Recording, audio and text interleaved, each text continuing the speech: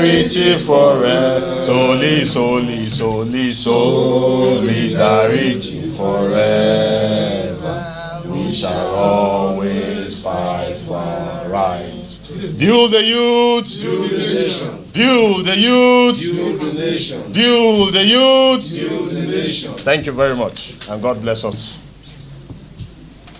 Organized by the National Youth Council of Nigeria in collaboration with our civil society partners on the leadership of the Federal Inland Revenue Service over its focused revenue drive, prudent management of resources, and dedication to the expansion of the national tax net.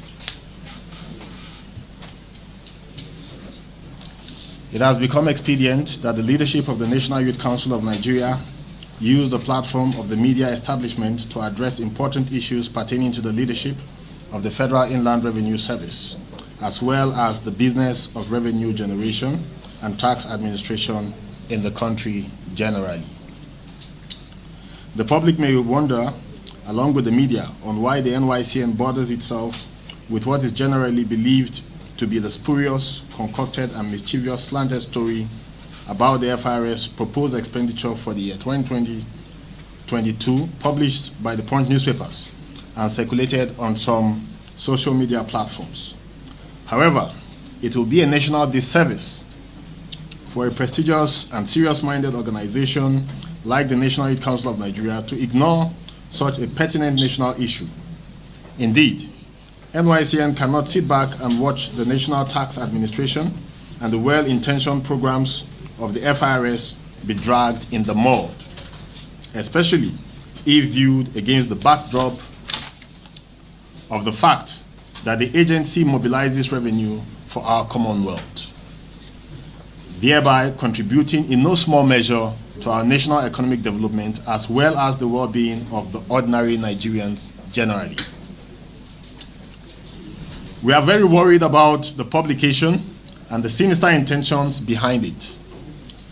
Any designing mind will see that the said budget estimate is a proposed expenditure that will eventually pass through the eagle eyes of the National Assembly for rigorous scrutiny.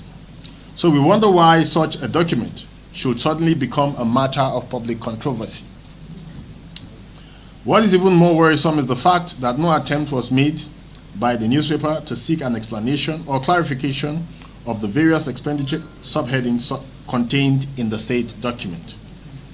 Another issue of concern is the question, why is somebody or some group of persons particularly interested in the expenditure proposal of the Federal Inland Revenue Service? Your guess is as good as mine. It is nothing but cheap politics and politicking, which must be discountenanced by all well-meaning Nigerians. We can understand that it is normal for some people not to like the progress being achieved by the leadership of FIRS. However, our concern as young Nigerians and our worry is that this whole political buccaneering will put to jeopardy the revenue generation, fund mobilization, and tax administrations that are germane to national development at such a crucial and critical time as this. Without gainsaying the fact, the business of revenue generation is too serious an economic business that it should not be subjected to the kind of infantile politicking being bandied and intended by that publication. FIRS is a proactive revenue generating agency that takes its mandate very seriously. We must not forget in a hurry that recently the Federal Inland Revenue Service came down heavily on some notable big tax offenders and made them pay their outstanding tax liabilities. This did not go down well with them at all. And it is also very important that we note that every attempt made by such tax defaulters to intimidate FIRS to make it shirk away from its patriotic duty was firmly and roundedly rebuffed. We know that some people somewhere would wish to continue with their tax crimes, but we say a big no to that. It is about time that Nigerians rise up and stand for focused development and put aside all of this petty politicking and antics of those who do not mean well for the nation.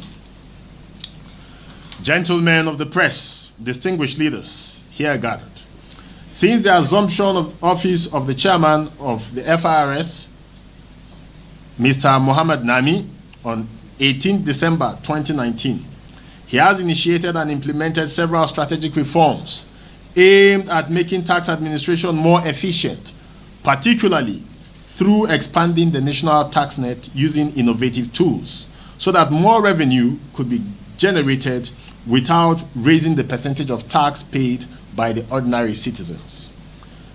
In his model, more and more businesses that hitherto evaded taxes or paid less than normal taxes have been identified and brought into the proper and actual tax net and assessment. This is a very, very commendable feat, and as true patriots, we should all support this and we should be willing to pay our taxes.